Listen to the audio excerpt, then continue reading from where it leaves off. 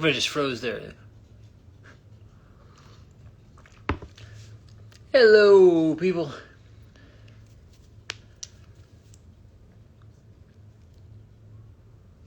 So I wanted to come on here and mention, I'm excited about this release, but maybe I should wait till more people join until I start talking about it.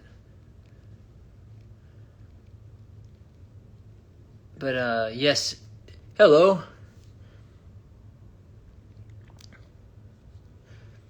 Hey, you guys. Thank you, guys. So, for those of you who are following me on Instagram and all that stuff, I did two things I actually did today. I finally launched my website, which I've been just, I was deciding between like which, company to use forever. So eventually I just said, I'm going to do this one. Funnily enough, it was the one that I thought I would do all along. But I also released today a brand new pedal over at Quarantine Effects USA, which is this electronic effects pedal company that I started during the pandemic. And I've been working on this for years. Actually, I meant to go grab one. I'm going to go grab one. But I've been working on this for a few years now, and actually like field testing it in my live shows. And finally, it was like, I got to get this stuff together to get it out there and get it released. So it is finally ready. And you can get one now through the link, all those links that are out there, the bio, I think even the bio. Actually, I should put my website, now that I think about it, I got to put my website on the Instagram link, which I haven't done yet. But this thing is a very cool pedal. Actually, I should probably go get it. Hang on, I'll be right back. Don't leave, you might leave. All right, I'll be right back.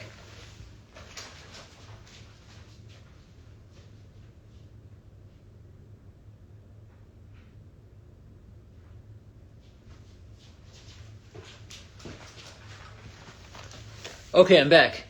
That was pretty good. Only like a couple people left. All right. So this is the pedal that I'm talking about, the Shadow Box, which, as you can see, is very inspired by the sort of like the ad that I put together.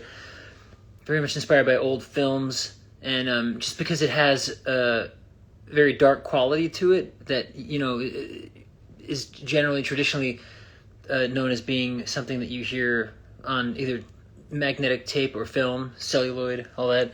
And so, I thought the artwork would be nice to have some sort of reference to all of that. But it's it essentially is. I'm not sure how many people on here are actually like really, really into this sort of stuff and really, I guess the term is nerdy about it.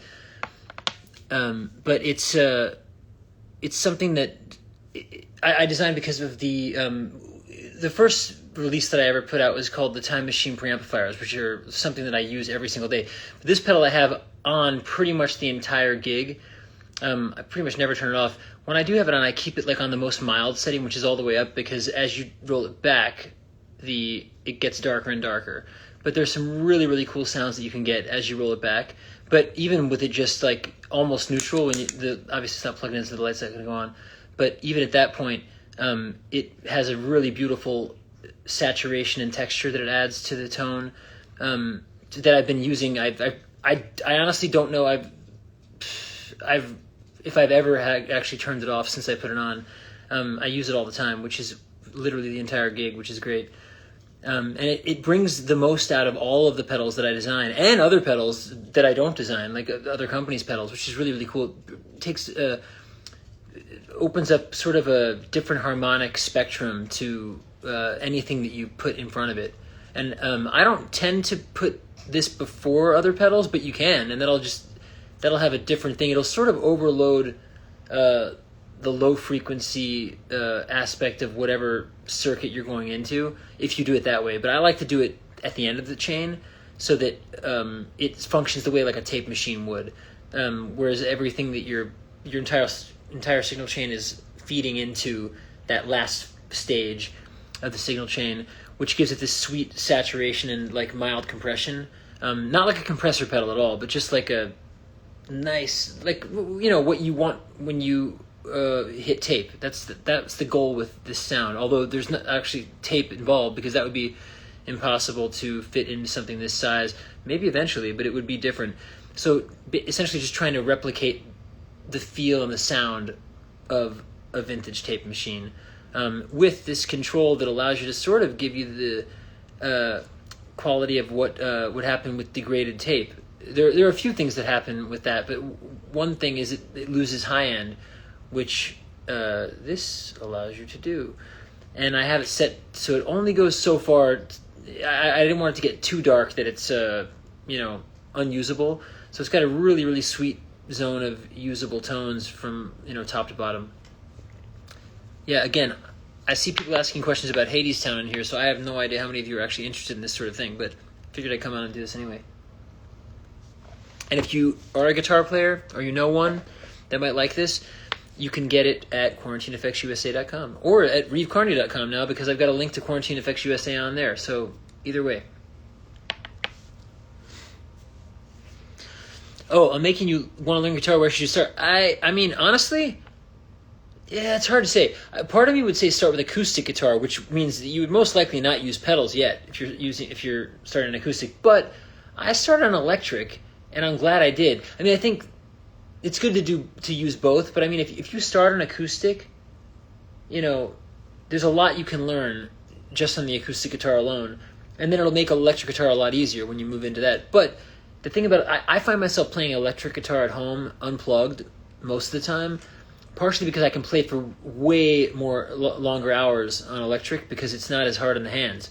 But that's why the acoustic is a great instrument to learn on, because if you can build hand strength that way, then it's going to make electric a lot easier. But yeah, it's all a toss-up. I mean, whatever you can afford to get, that's awesome. My first guitar was, I'm kind of shocked they can keep these prices this way still. My first guitar was, my parents got it for me. I shouldn't say obviously, but thankfully they did. And it was, I think, a $300 maybe Japanese, yeah, $300 Japanese Fender Stratocaster Squier, which I think are a lot of people's first guitars. They're really awesome. I mean, actually, in fact, that video that I put up yesterday of me playing in my friend's living room here in New York City, playing my new song America, I was playing on his Squier Strat, which is probably around the same price. And they're good instruments, so if you're looking for something like, yeah, you can get a lot done with that. I don't know how they make them. I mean, I don't know how they make them that price, but hopefully, yeah, they do it. So, yeah, secondhand guitars. I mean, $300 for a guitar is a pretty low price. I mean, you can get. I would say it's a very low price, but you can get like probably a used like nylon string, maybe no brand name sort of thing on Reverb or eBay possibly. And yeah, so but 300 is a good deal for sure if you can find something in that range, and I think you will be able to.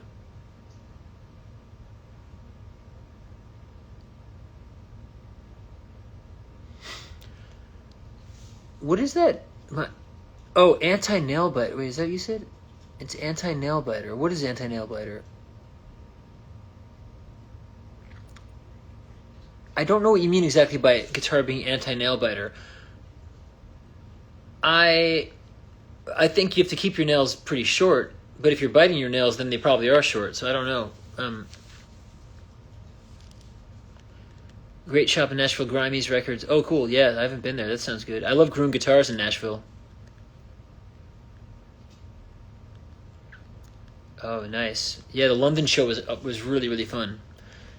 If I'd had my website up before then, I would have posted that about that. I have some other shows coming up soon, and I've got to put those up on my website. Oh, you bite your nails so it hurts to push the strings. Yeah, I don't know. I stopped biting my nails a long time ago when I had Invisalign because I had that habit too, and then it helped me stop because you couldn't actually do anything with the Invisalign on, which was kind of a good thing, I guess. But I don't remember having that issue with the. I mean, the thing is, it's gonna. I don't know how long you've been playing. If you've been playing a long time, then forget what I say right now. But if you're new to the instrument, it may not be just because of the nails. It can definitely. Takes a while to get it so that your fingers don't hurt when you're playing. Oh, my shows in San Francisco were awesome. They were really fun.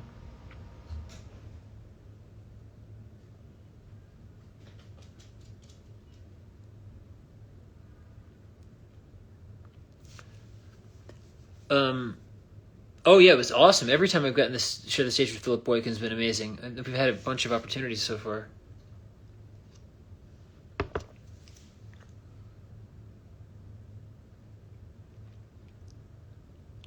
Oh, nylon string. Yeah, nylon string's a bit easier on the fingers too. Um, yeah, I mean, it's nice. It depends what you what. Yeah, it's nice to if you have the opportunity to play on a number of different instruments. That's a great thing because you can get used to all of them, depending on what your goals are with the instrument.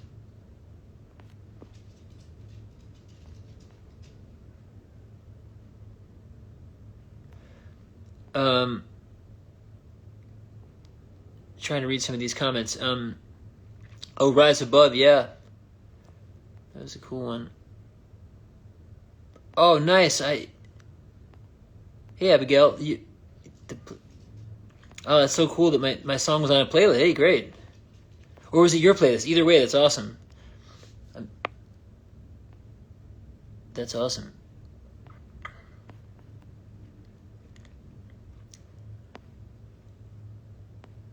Um, Wait, so get Invisalign, play guitar. Oh no, no, you don't need Invisalign. I mean, I don't even know if the nail biting is actually. I mean, I really don't know. Like, I don't know what the extent of your nail biting situation is, but I do know that like you have to push through the pain in the early stages of playing guitar, in particular.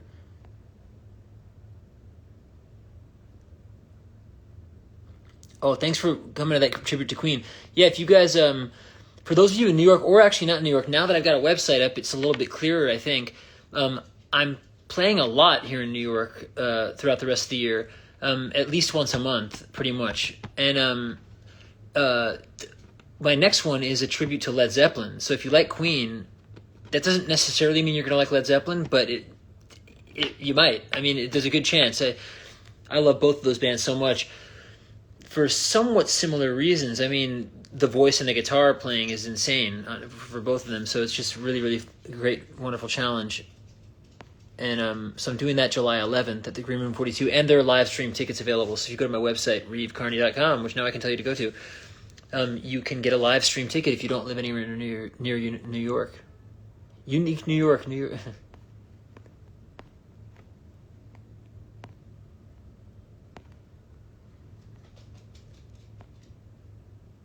Oh. Oh, you've had America stuck in your head. Thank you. That's awesome. That's great to hear. Um,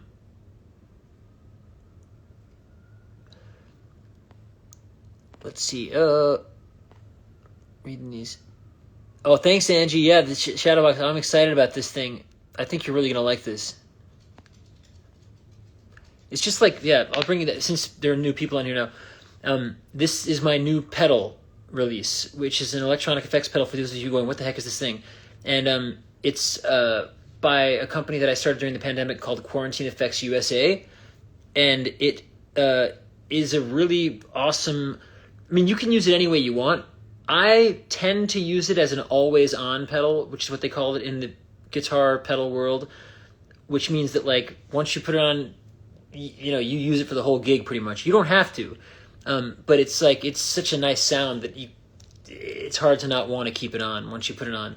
And so it's like it's designed to replicate the sound and feel of a vintage tape machine in the sense that like it just adds that extra little sweetness to the end of your signal chain, which is why a lot of people love using tape even in the digital age. So it's a great thing to have, and it's awesome with all the things that I make, like the Time Machine preamplifiers, the Aviator fuzz.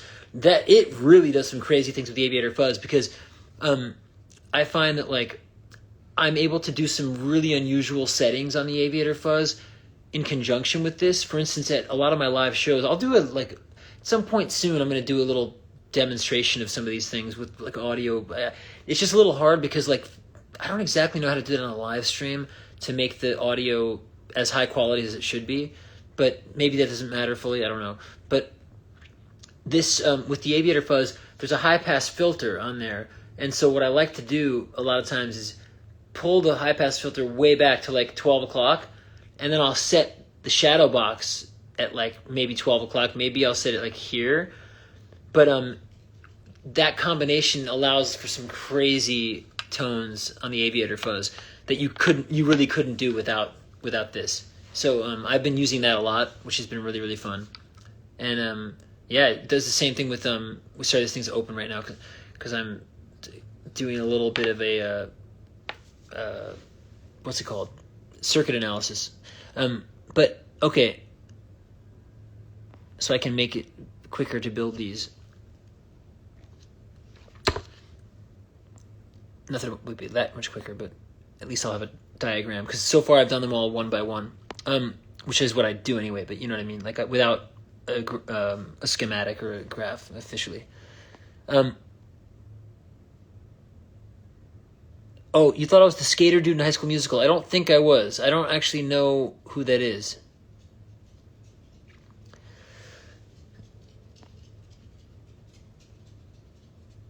Any tips on moving to New York? How do you survive? I mean, okay, I would say, like, if you're just going to try it, go ahead, do it, and just enjoy and have fun. I mean, if you're not moving here with, like, a job already, it's definitely not the easiest place in a lot of ways to live in terms of cost.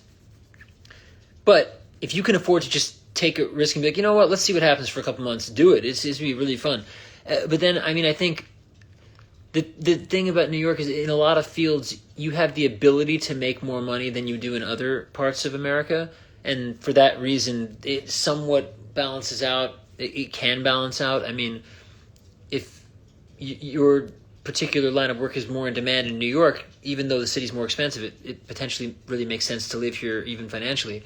But yeah, like, but then there are also other great things. I mean, the public transportation here is amazing. You know, you don't need a car.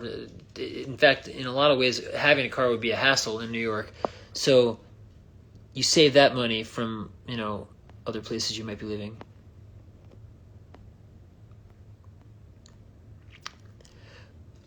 Is the new pedal a special kind of low load filter? It is a special kind of low pass filter, if that's what you mean.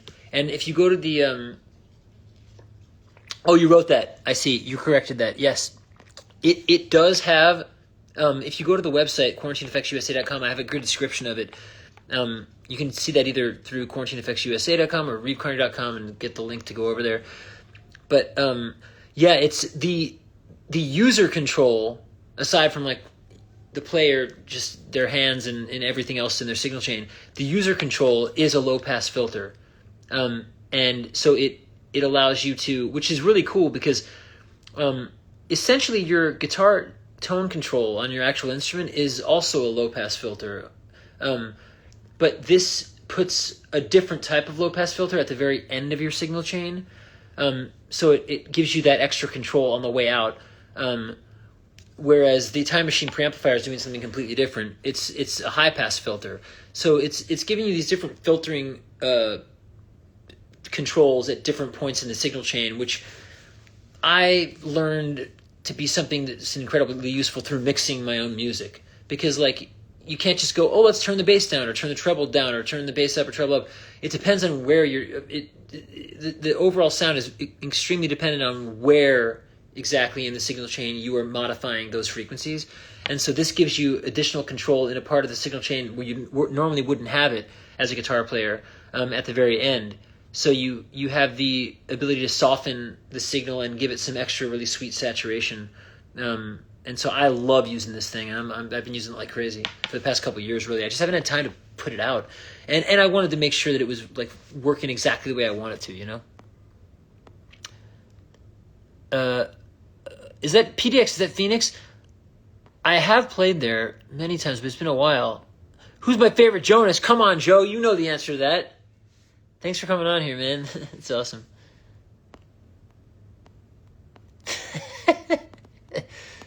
That's funny.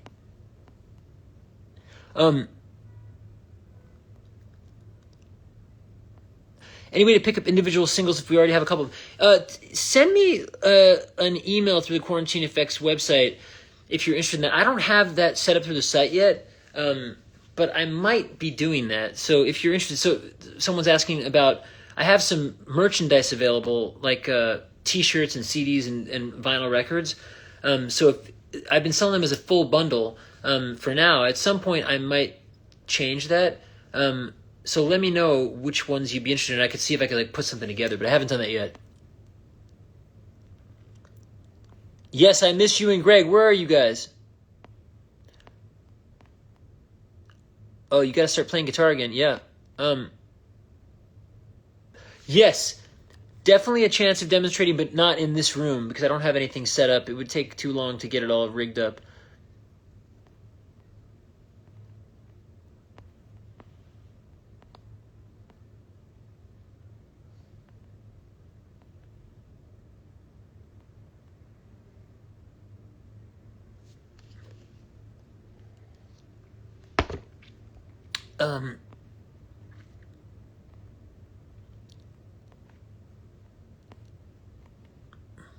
Sorry, I might have saved this up. I don't know. I might not save this one because I just put something up and I don't want to overload my whole thing today. But yeah, I wish you know what? I kind of wish you could save it for later. I would do that, but maybe I'll put it up. I don't know. Any advice for anyone wanting to try to make pedals themselves? I started making pedals because I just wanted to make things for myself that didn't exist. And so I'm like, what can I do to make it exactly the way that I want things to sound, within the confines of a pedal? And that's how I started. And then I was like, wait a minute, I really maybe other people would like these too. So then I started making artwork for them, and just to differentiate the pedals so I could tell what was in it. And then that's how I started selling them. But you definitely can learn a lot through books, but I am really grateful to be living at this point now where we have the internet, because I was able to learn so much quicker through all of the things that are accessible through the World Wide Web, as they call it.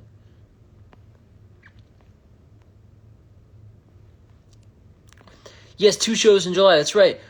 I was going to do originally one in August, but I ended up having to change that date, so that's why there are 2 back-to-back like that. But hopefully people are excited to go.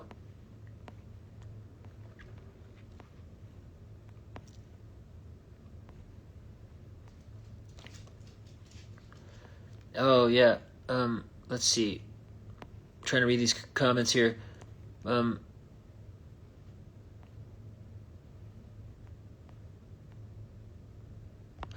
Oh, yeah, this shirt, I haven't worn this in a long time. This is from Easy Street Records, I think in Seattle, is that right? If I remember correctly, or is it Portland? It's been a long time since I've been there. I think it might be Portland.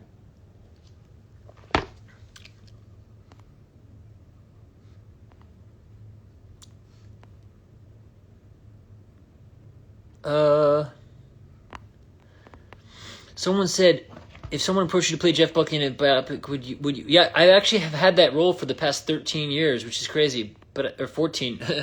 That's the thing. We were supposed to film that movie in 2012, and then again in 2021. I think even in between. I don't know what their plans are exactly, but that's definitely still a possibility. I did get the part, so that's pretty cool. But yeah. If you Google my name with his, you'll find probably the original press release from 2011 or 12.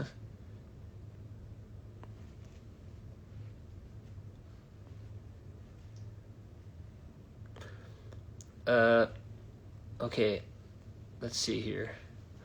Reading these comments. Am I going to drop, says someone asked, I think I maybe answered you, or maybe that was somebody else. About the vinyl records, yeah. Am I a self-taught guitarist? No, I mean, I that's an interesting question.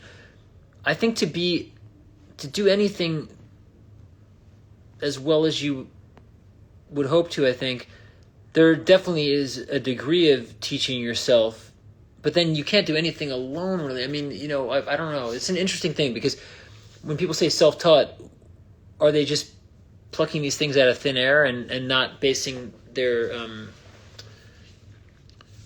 knowledge off of anything that already exists. So it's an interesting question, but I've had a lot of amazing teachers in my life so far. So lesson, I haven't taken a guitar lesson officially in a few decades now, but I mean I've been playing for over how old am I now? Yeah, I've been playing for over 30 years. So it's been playing a long time, and the first 6-7 years of playing, I was taking a lot of in-person lessons, then then after that, just really just keep my education going with books and things online and listening to records and transcribing. I do a lot of transcribing. Pretty much all of my shows that I play, when I do these tributes to other artists, like the Queen show I just did and the Led Zeppelin show I'm doing on July 11th in New York, if you guys are wanting to go to that, or a live stream ticket, you can get that on my website, reevecarney.com, which is just launched today, actually. When I learn all these different artists' music, I'm transcribing it. So I'm listening to it. I don't always write it down. I pretty much don't do that because it would be an extra step that would take a little longer. I can do that, but I transcribe it, learn it by ear, and play it on the instrument or piano. So that's a great thing to do if you're looking to learn. Just transcribe, and don't forget to use a metronome. That's always a good thing too. But yeah, I love working with teachers.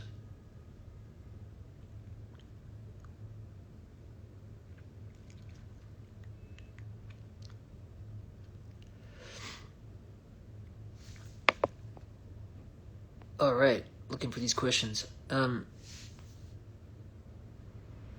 Besides Zane, who's my top 3 guitarists of all time? It's so hard to limit it to 3.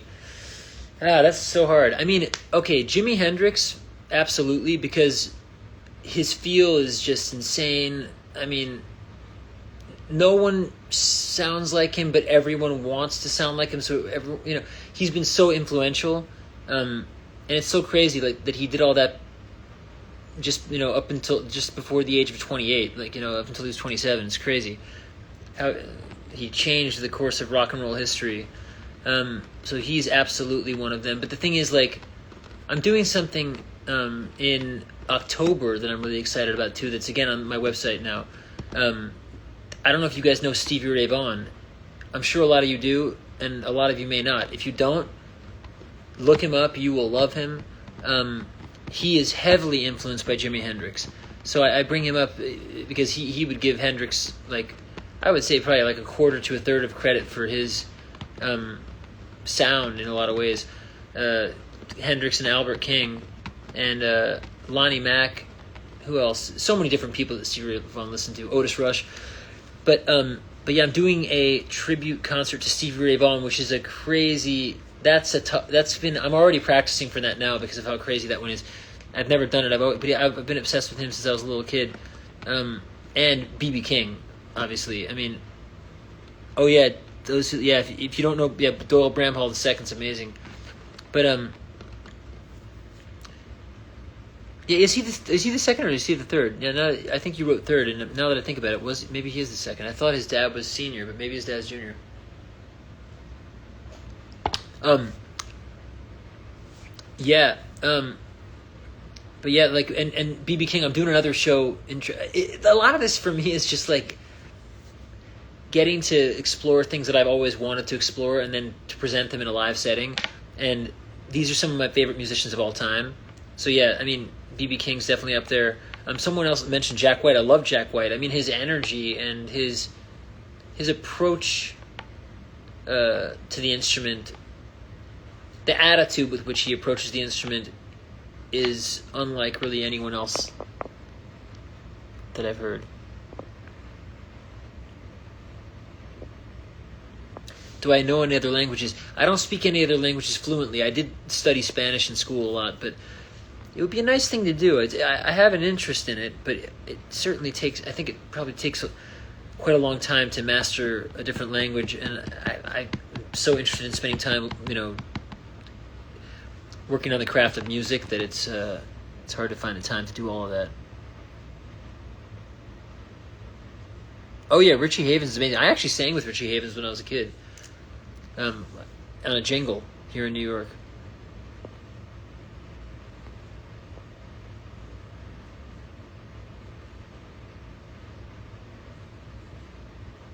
Oh, Youth of Space sound like Jeff Buckley. Happiness sounds like John Lennon. Girl Like Me sounds like Queen. Thank you.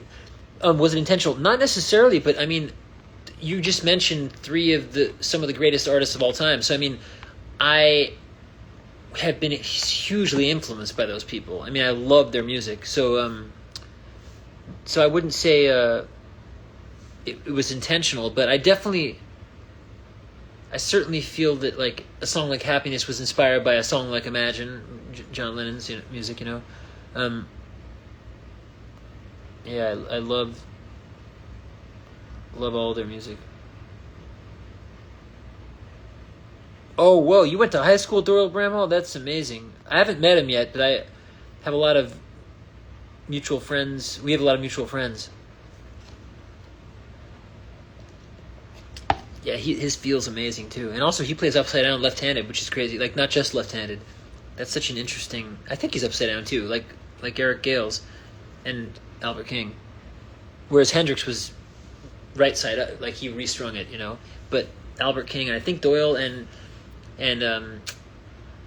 Eric Gales also. I think they just literally take a right-handed guitar, flip it around, and they can play anybody's right-handed guitar, which is pretty cool. I've wanted to buy a left-handed guitar, but I felt kind of bad because there are so few of them, and for the lefties out there. But it would be kind of a cool thing to have a lefty guitar. I don't know what "hit the whip" means, but what is "hit the whip"? See, that might be a TikTok thing, and I'm not really on there. But I tried to get on there, but someone had taken my name, and I don't know how to get it back.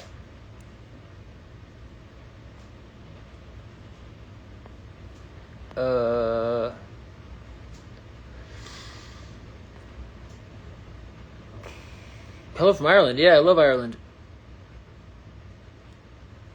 I have no idea what "hit the whip" means. And people keep writing it. What does that mean? When I think of whip, I think of a car.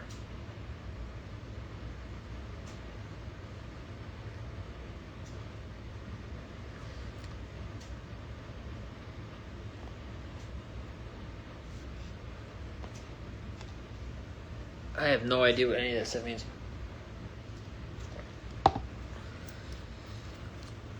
Oh, it's spam. It might be spam. I have no idea. Brad Locali, yeah, they're great. I haven't listened to them in a while, but yeah, they're great. How well do I dance? I've had to dance in a bunch of projects, but it's not something I spend really much time doing outside of a project.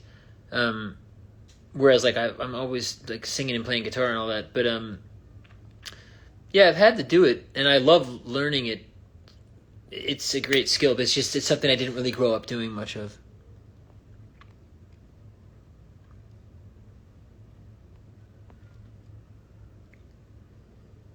Any concerts coming up? Yes. So today, because you might have just joined us, Emily is your name, I think. I just launched my website today, reevecarney.com. I have not had that up for years. Literally, almost 10 years, I think, or more. I haven't really had a website like this ever. So now I've got, or maybe I have at one point, but it's been like a long time. So I've got it up now, and all of my concert dates are up there. So if you check it out, and most of them right now that are listed are in New York, but they all have live stream tickets available options. So if you don't live in New York and you're not planning on coming into town during any of those windows, you can get a live stream ticket and watch it live with everybody else.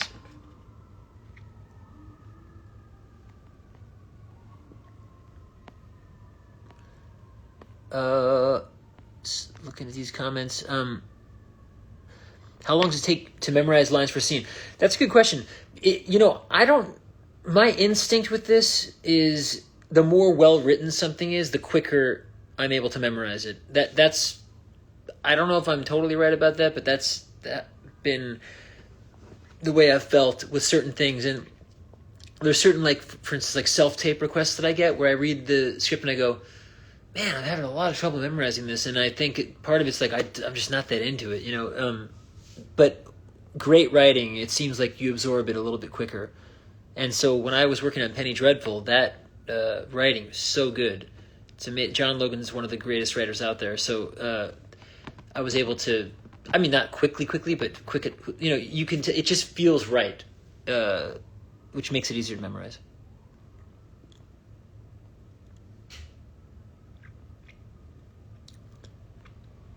Oh, thanks. I'm glad you like the new website. Um,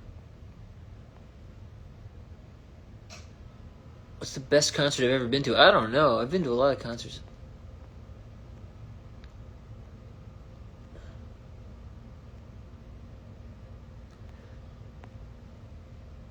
Uh,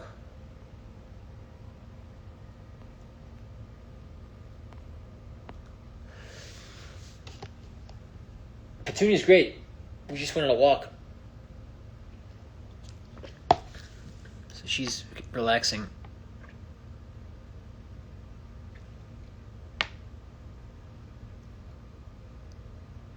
Oh, thank you for my album Youth is Wasted being one of your favorites. Or your favorite. That's amazing. I really appreciate that. I was listening to some of it today because I was putting up tracks. I have to figure out a way to do this. There's probably an even better way, but on my website I put all of my solo, I think most, if not all, of my solo recordings up through a music section on there, but it's like a recording section. But it wouldn't let me put the full song, so it's just like it's a preview, like a Spotify preview, but I think there might be a way where I can have people listen to Spotify directly from the site. I gotta see if I can. But I was listening today because of that.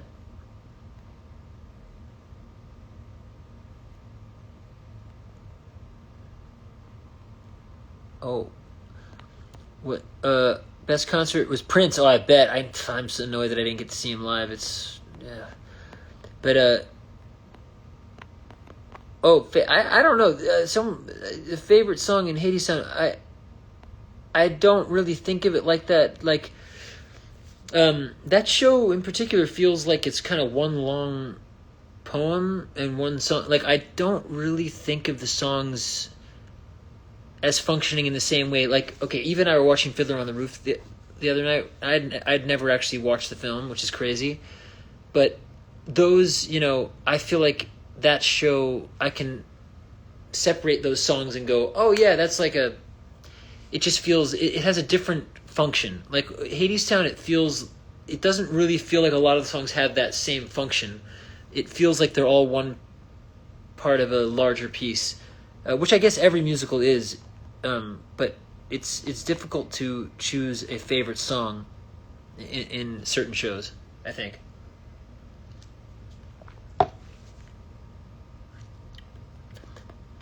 Am I doing any TV anytime soon? I don't know. You know, it's one of those things like all of these things that we have the opportunity to do as artists, you know, as creative, interested people, whatever. They, how do I put this? I guess I have a lot of interests, and I think a lot of people do that are in this world. I imagine. But obviously, like building pedals, you know, there's all kinds of seemingly random things that I like to do. And so, for a TV show, I guess, yeah, it would have to be something that I'd be really excited to do.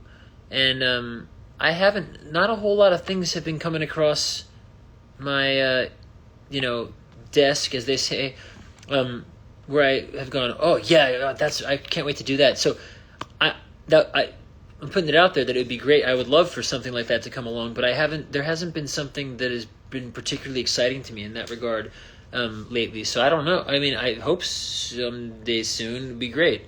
But it's just, you know, there's so many things that I like to spend my time on that I guess unless it's something that's very exciting, it's not necessarily something that I want to take me away from the other things that I'm enjoying doing.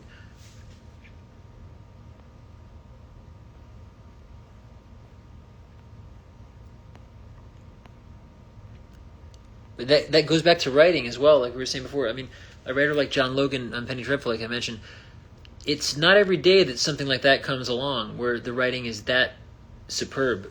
And those are really the things that I'm really interested in. I know, not necessarily that genre only, but things that are of that caliber of writing. And not everything is that way.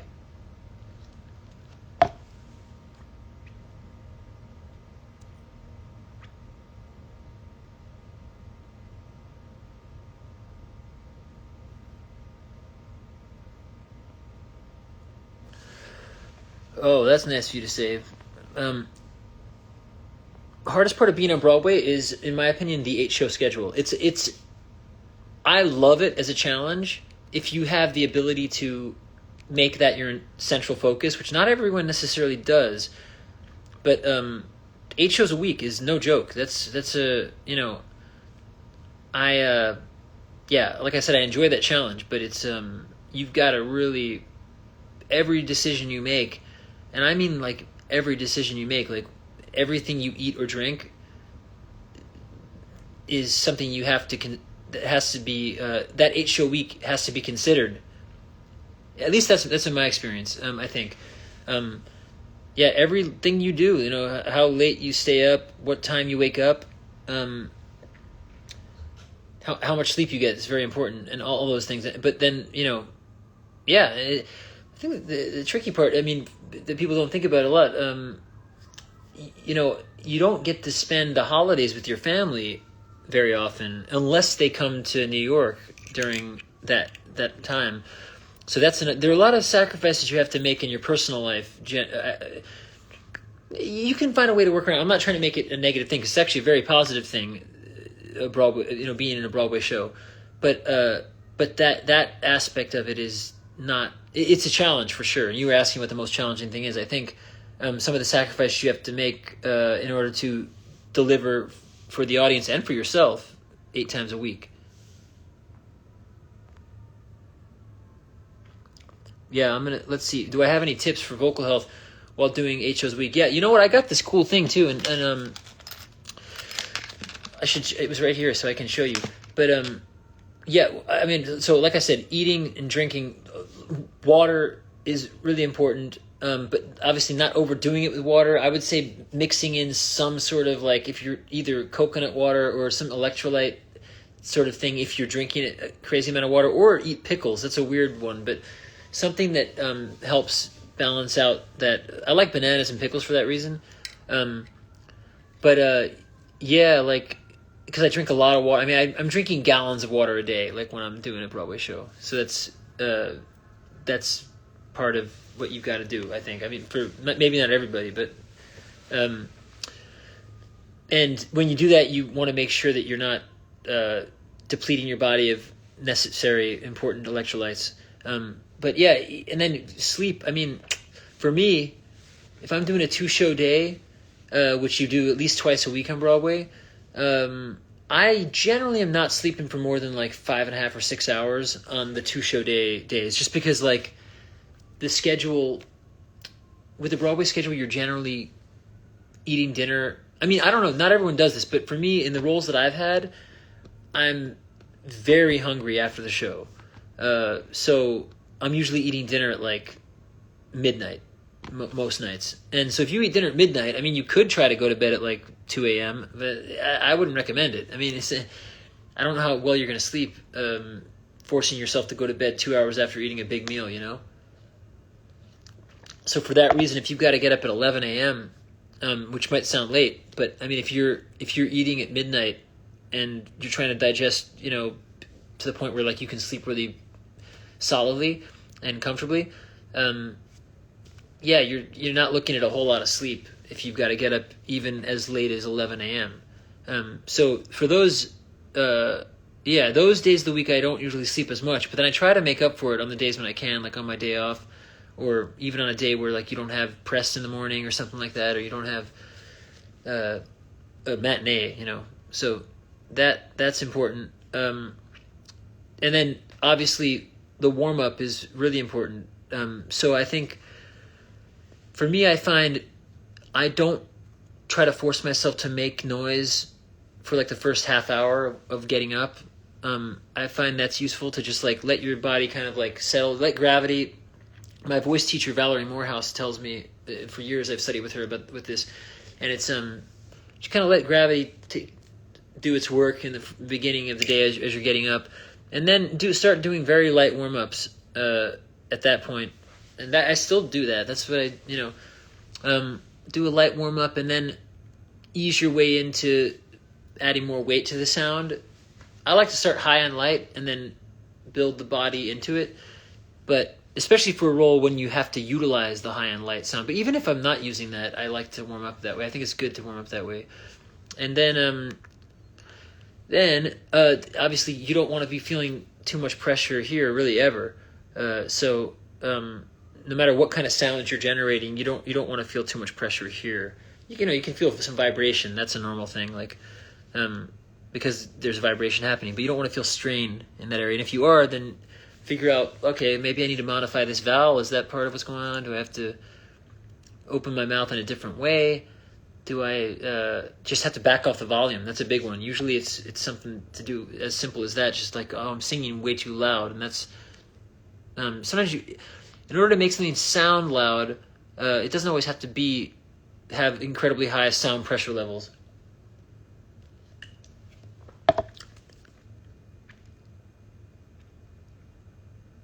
But yeah, I was going to say, this thing is really cool if you guys are interested. It's this company called Better Voice makes it, and I just got these. I bought these the other, like a few weeks ago. They come with this cool case now, which is like I don't know how much I'm going to use, depending on the situation I would, but it's great because it helps you not lose it. You can hook this on your belt and all that stuff. But this is a thing I use, like after I do like a kind of lip trill warm-up thing, I'll do like maybe one other thing before this, and then I'll start using this, or I'll use this at the end. It's like a really cool, I don't know if you guys know about the straw technique for singers where you put a straw in water. This is like a portable straw in a way. It creates the back pressure that a straw with water would create, and they let you put your name on it, which is really cool. They engrave these. So is this like reversed? Or I don't know if it's reversed for you guys. But yeah, so just like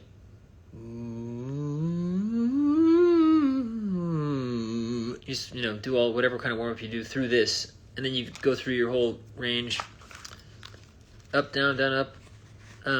I really like this thing, and yeah, I've got a couple of them now because I lost one of them when I was in London when we were doing the Hadestown live capture. Somehow I don't know where it went. It was like during our warm up or something. My voice goes platinum in your car. Nice. Thanks.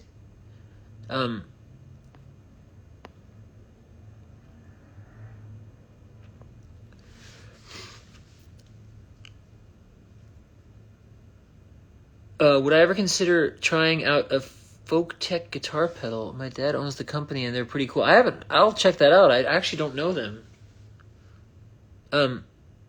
Did I go to college for the arts? Yeah, I went to high school and college for the arts. I went to Hamilton Academy of Music for jazz guitar and jazz vocals, like vocal jazz. And then I went to University of Southern California for studio jazz guitar, which is an amazing school for that. And it certainly was at that time. I'm sure, I think it's a slightly different program now. But it was a great thing. And I think it still is just like a different focus than what it was when I was there, I think, from what I heard. Yeah, my mom made this bracelet, yep. Yeah. Fablesintheair.com, that's her website. It's amazing stuff. Wait. Thoughts on discipline as it connects to artistry? For me, discipline isn't particularly a challenge because of how much I love what I do. So I think if you love what you do, the discipline is maybe more likely to follow. There's certain things that I might be putting off, from time to time, and that usually those are things that I'm like, oh man, like either I just haven't figured out how to approach them yet, or I'm just not as enthusiastic about them. I guess. I mean, like, if you have the opportunity to spend your career making music and making other forms of art, I mean, that's so amazing. So like, it's pretty easy to enjoy that and to put as much work as you can into it. That's why I really do love doing that. So, the discipline thing for me is like, yeah, I love waking up and going to work and doing these things.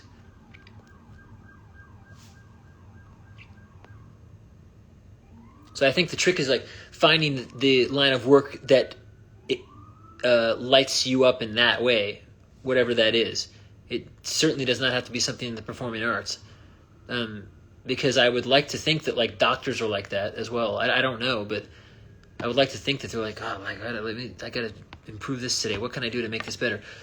I imagine they are. So, whatever your job is, I think being really, really excited to do it is a big part of the battle of, discipline, like you said.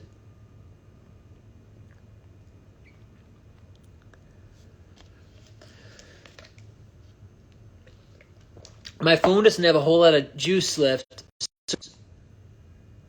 Okay, just want to let you guys know. Oh, the comments, there we go.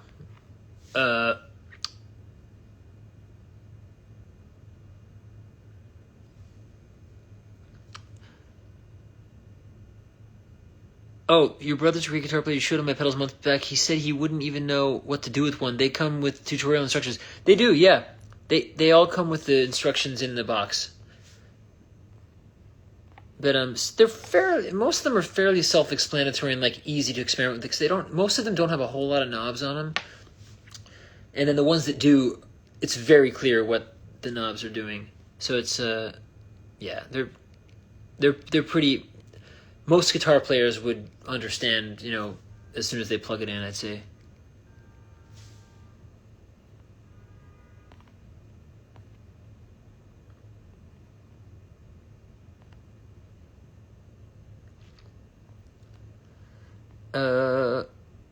More original music for me soon. Thank you. Yes, I have things that I'm working on, but I've got so many other things in different categories of things that I'm working on. So it's but I like to put things out when it feels right. I've always been a huge Fiona Apple fan, and I've heard that she does something similar, which makes sense because she doesn't put out albums that often. But I do feel that way. I don't feel a desire to put out music just to have as much music out there as possible. I want it to be stuff that I'm really, really excited about, that means something to me.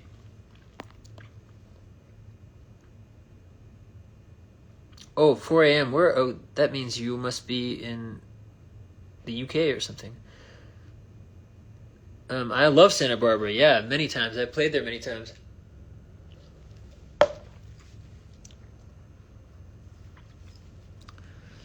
Favorite song? That'd be hard to pick a favorite song. Oh, of Fiona Apple or of anyone? Yeah, Fiona Apple's producer, John Bryan, is... Actually, I got into Fiona Apple because of my sister, Paris. But then, upon getting into her, I became obsessed with her producer, John Bryan, yeah, he's one of the greatest musicians out there, too, I'd say. Like, I mean, Fiona is, too, but like, he's just, yeah, like a multi-instrumentalist, crazy, mad scientist guy.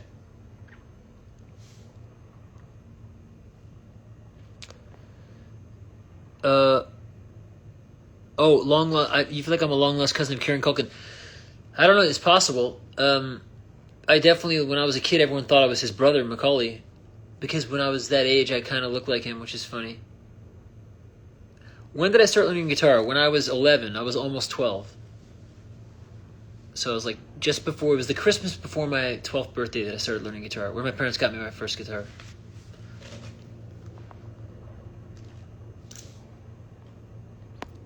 Yeah, I've seen it. I haven't seen it on Broadway, and I don't know if I'm going to necessarily be able to, but I saw it off Broadway because I think they're leaving tomorrow. I think, which stinks.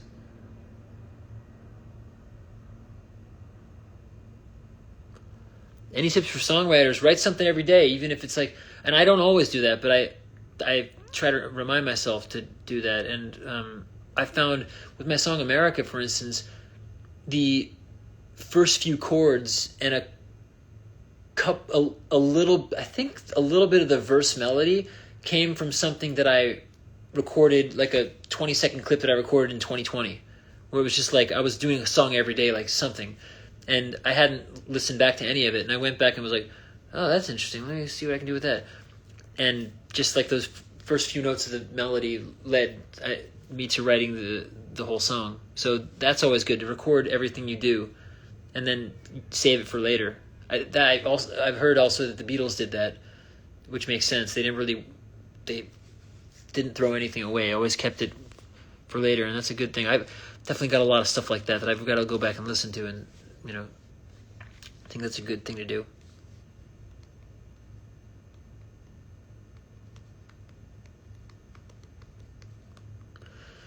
Come to Ireland. I'd love to come to Ireland again. Even I really want to go soon. We don't know when yet, but I lived there for the better part of 3 years.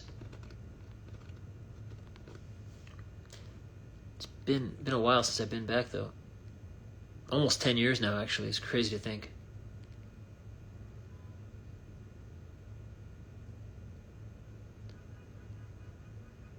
Oh, you're going to be a part of a tribute concert for Queen. What was my favorite song? I don't know if I have a favorite. I mean, I have a really fun way that I like to approach Bohemian Rhapsody, so I really do enjoy that one. But I love all of it.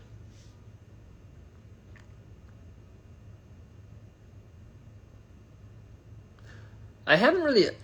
Do I teach coach? I've done like master classes, they call them. It's fun. I feel weird saying that, but it's like with a group of students, and then it's like usually like a Q&A, and then sometimes they'll sing, and I'll... That's a little harder. The Q&A part is a lot easier, I find. The part where you're coaching people is a little tough because you only have 5 minutes for each person, and it's so quick that it's hard to know exactly what the right thing to say is in that short period of time. But I definitely I enjoy it doing that, but I really enjoy the Q&A part because I feel like you can directly help people, hopefully, in that way. So I do that sometimes at like college and high school stuff, especially when I'm in town for another concert. Sometimes that gets added on to the itinerary.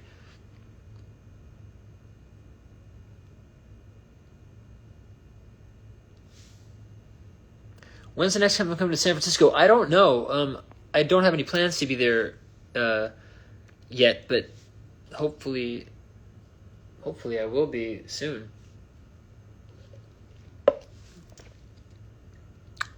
Oh, Somebody to Love It, Black Red Rose. Thank you. That's awesome. Yeah.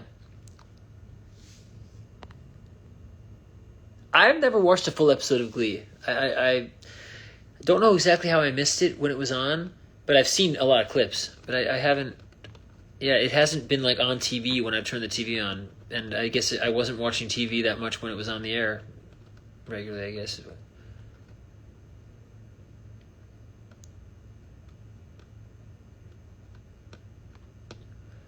Someone keeps asking me if I have advice for having a crush on a friend. I have no idea. It really depends on like a lot of factors. It depends on how likely you think they are to feel the same way. Then you could approach it differently, or if you're not sure, I really don't know. It's hard to know.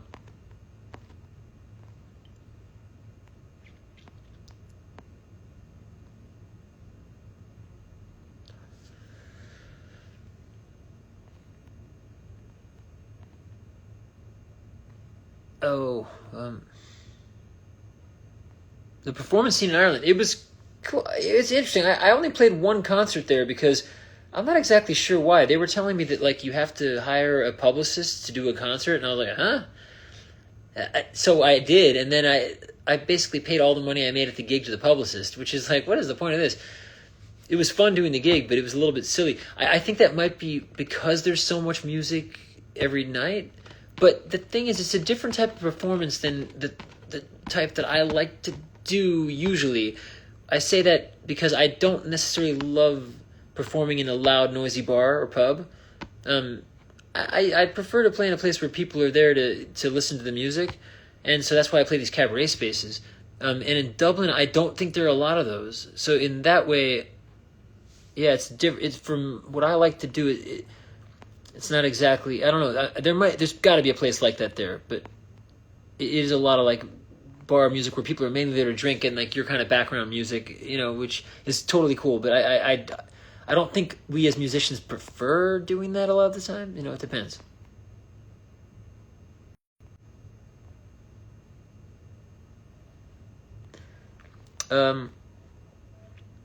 Yeah, you know what? Can I perform another Beatles concert? I'm already thinking about when I can do that. So I don't think it'll be till next year, but yeah, I think I would like to do that again. That was really, really fun. Unless somebody asked me to do it outside of New York, sometime this year, but I haven't had a request for that outside of New York yet. But I think like as far as my Green Room 42 shows go, I don't think it would be until next year because I'm booked up for the rest of the year there.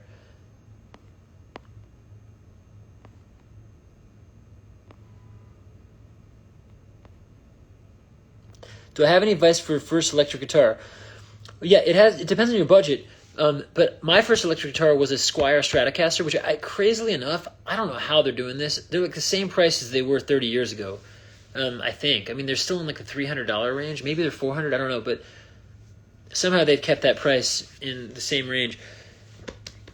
I think those are great.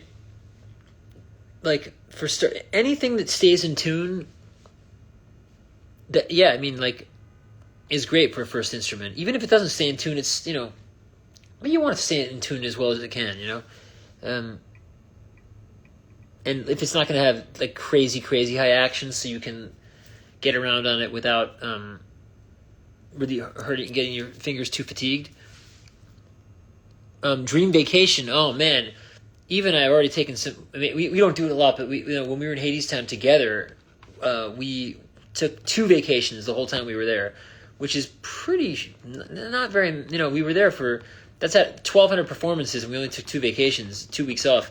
But we went to some amazing places, and so we plan another one soon. Because the last official vacation was in 2023, but yeah, But we've done some traveling and stuff.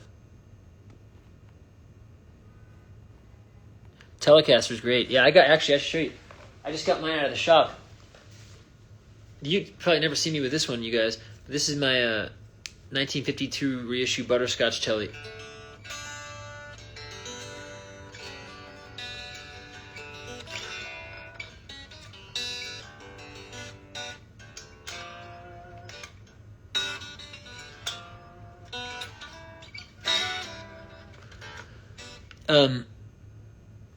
I like that I'm noticing that it has this like checking. You can't really tell. That is interesting because this isn't even nitrocellulose lacquer. This is like polyurethane, I think. But it's starting to show up. I mean, I've had this guitar for over 25 years. I haven't played it that much in the past 10 because it had some issue with the thankfully I have enough instruments here that it was okay that I to be without it for a bit. But it's got this it had this some ding on one of the 5th fret, so I couldn't really bend any strings there, play much of anything at that zone. But I love this, classic, as they call it, Blackguard Telecaster Butterscotch. Yeah, the headstocks in these are so cool. Oh, eat that.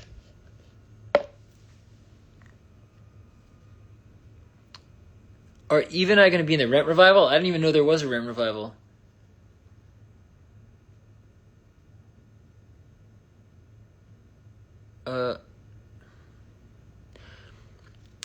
Ever hard to shake off the show?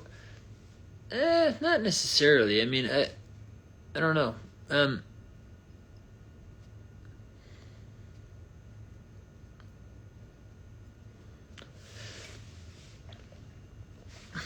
Tips for anxiety as a performer? I mean, everyone probably has their different stuff. Again, like I mentioned before, diet and sleep and all that stuff plays a role. Like your nervous system, keeping that in the best state. It's like a mind, body, spirit connection. So I think like working on all of those things is important.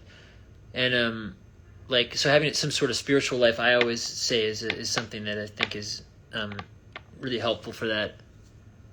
And not tell anyone to do, but I think I find that to be something for me that's useful, and that's not why you do that, but it's just I find that can help with anxiety and all those things. You need to draw more Reeve stuff. You're gonna rip your hair. Don't rip your hair out.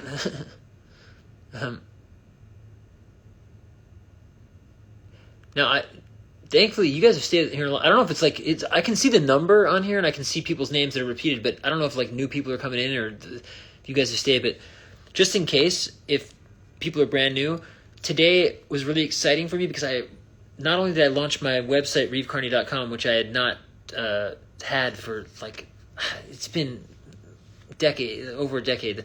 But I also, through my company, Quarantine Effects USA, that I launched during the pandemic, I released a brand new pedal, which I have here, called the Shadow Box, which is designed to be to replicate the sound of what a tape machine does, like a vintage tape machine, to the tonality of your instrument, your signal chain. So and you can get that if you guys are joining and you're interested in this kind of stuff, music-related gear stuff. You can get this at QuarantineEffectsUSA.com or through ReeveCarney.com. You can get the link on the website. You'll see it. But these are brand new, and I'm really excited because I've been using them nonstop, or using one of these nonstop for the past 2 years in my live shows.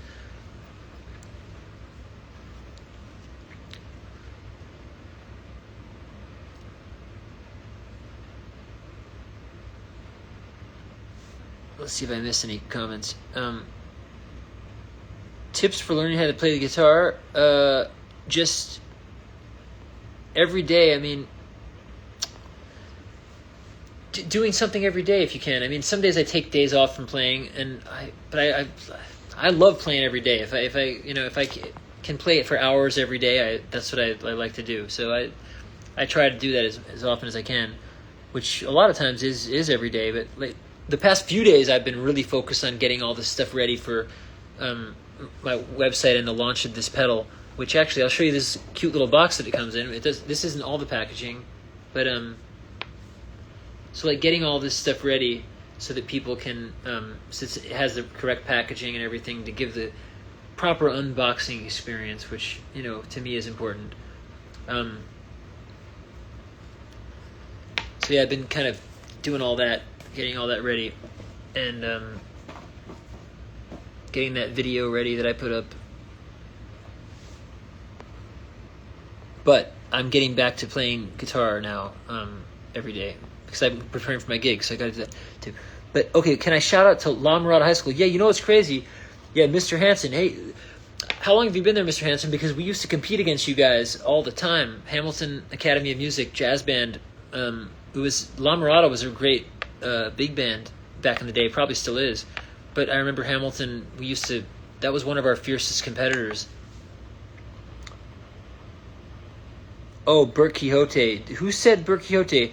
Actually, I'll give you guys a little hint. You'll be the first ones to know on here.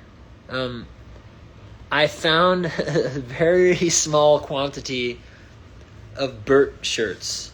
The Burt Quixote shirt. Do any of you know what I'm talking about? Maybe I'll get one. Should I get one and show you? If you don't mind hanging tight for a minute with nobody in the frame, I'll go get one and I'll show you. Okay, I'll be right back. It'll take me 2 seconds. Or about a minute. No less.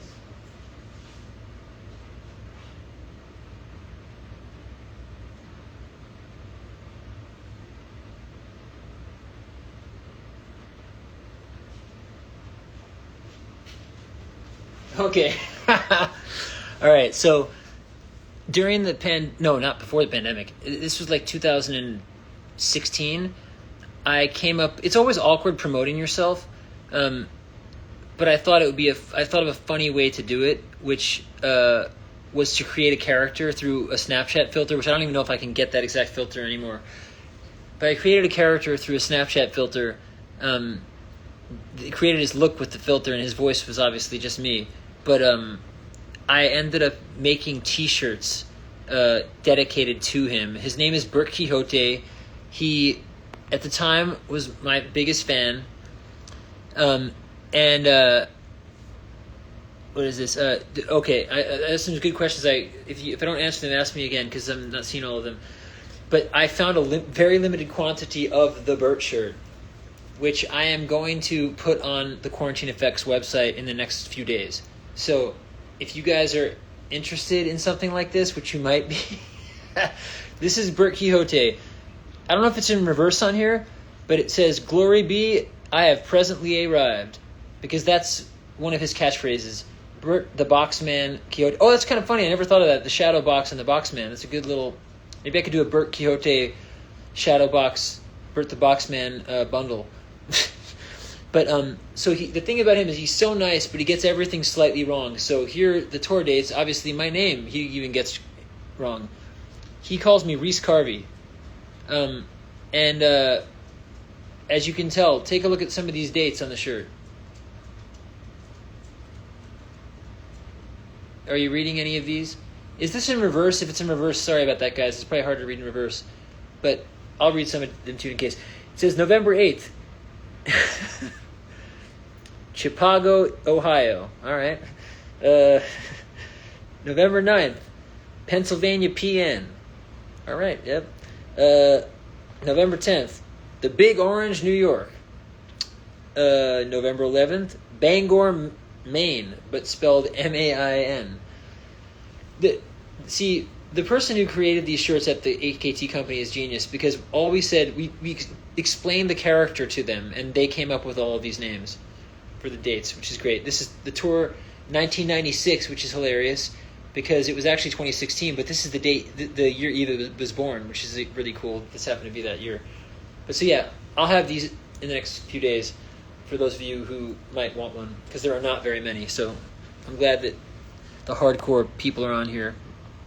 I do want to read some of these questions because I saw some good ones that I missed. That left on this, the Big Orange. That's right. So yeah, keep a look on the lookout for that. Actually, I'm trying to think of the best way to just yeah.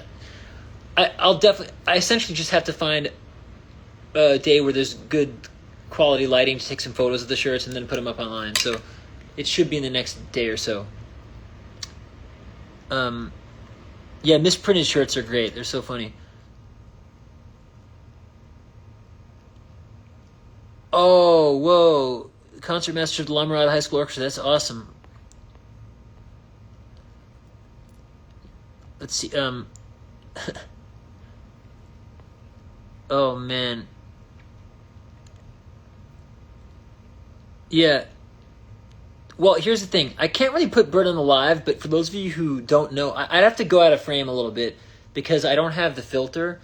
But I could show you, if you guys want to hear a little bit about who he is. I could hold the shirt up, and then you could have an idea. Yeah, that's a good idea. Past 3 a.m. Oh, wow. Yeah, go ahead. That's totally get it.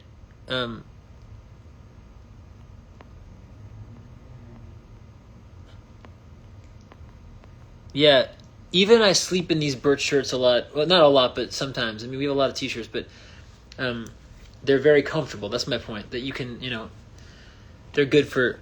It's nice to have a good, comfortable sleeping shirt, Not that you wouldn't want to wear it out in public, but you might, I don't know. Do I consider my speaking voice the same as your singing voice? Not necessarily. I mean, the thing is, when you're singing, you're trying to communicate different things than when you're speaking. So I wouldn't say that my speaking voice sounds exactly like my singing voice because I'm trying to communicate in different ways when I'm speaking versus singing.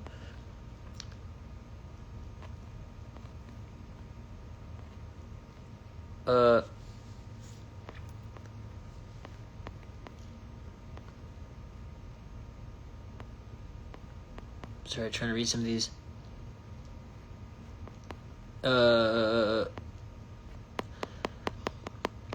Yeah, and my phone is getting very low on battery. Oh,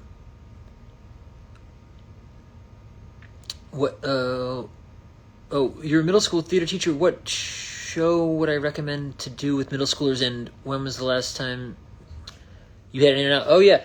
I actually had In-N-Out. I made a point of going to In-N-Out in San Francisco like 2 weeks ago, so I had it, and before that it had been probably over a year. But yeah, I do love In-N-Out. But yeah, I don't know. It's funny. I mentioned that even I've been watching Fiddler on the Roof. I saw they did that at my middle school in California, Walter Reed Middle School. I don't know if you know Walter Reed. That's I also went to middle school in New York, but the one I went to in California is Walter Reed. But they did that in my sister's year. I don't know if that was like that's necessarily an obvious choice for a middle school show, but.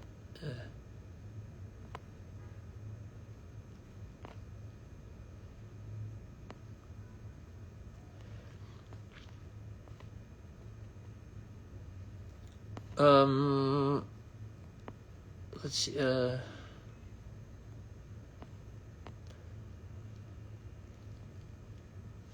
Whoa, you're playing Vivaldi. That's amazing. That would be great.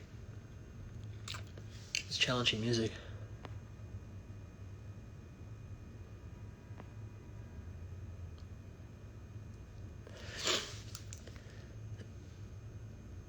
Will you be able to buy my vinyls on their own at any point? Maybe. I mean, here's the thing. I don't have a lot left. So, like, I've only got, honestly, like, if you do want that, I'd recommend, unless you, like, really don't want the whole thing, getting that bundle that I have, because I think I only have, honestly, like, 5 full bundles left. And then I'm going to have to figure something out, like, whether I do, like, a, slightly reduced bundle. But yeah, I think I only have 5 left of the actual full, all 5 records.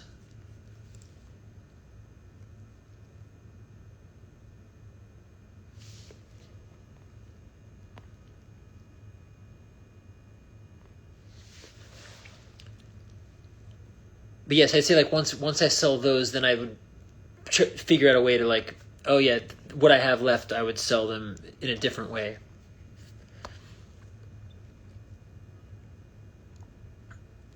I mean, I might save this live. I don't know if I should. I could. But if my phone doesn't die, I'll go in a second.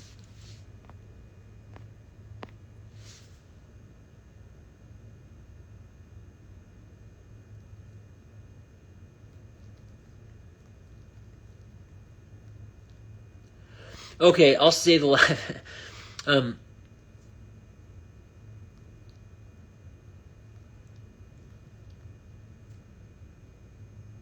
Any TV movie projects in the works? Thank you for Penny Dreadful. I love Penny Dreadful too. Nothing that I'm aware of at this point yet. Always interested in something that is really amazing, and I'm definitely open to it. I'm not sure what's out there that I'd be right for necessarily. But yeah, looking forward to seeing what that might be.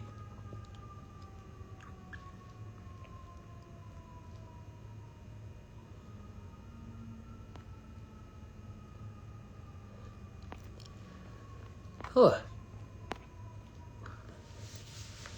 Well, I better go before this phone dies, because if I'm going to save this, then I will, I'm going to have to do that before the battery runs out. Thank you guys for coming on here, and I will see you on the next live or something. But excited about launching my website today, reevecarney.com. So if you want to check that out, you can sign up for my email list, which is good to have just in case. I mean, it's nice. I promote everything on Instagram, but it's nice to have that as an extra way in case there's a reason to use that instead of Instagram at some point for different, whatever. But I've got that, and then I'm excited about this pedal that I put out at QuarantineEffectsUSA.com. You can get your hands on one of these, and then I will this Burt shirt thing. I'm gonna look into getting that out there in the next couple of days too. But thank you guys for coming on here, and I will talk to you soon. All right, see ya.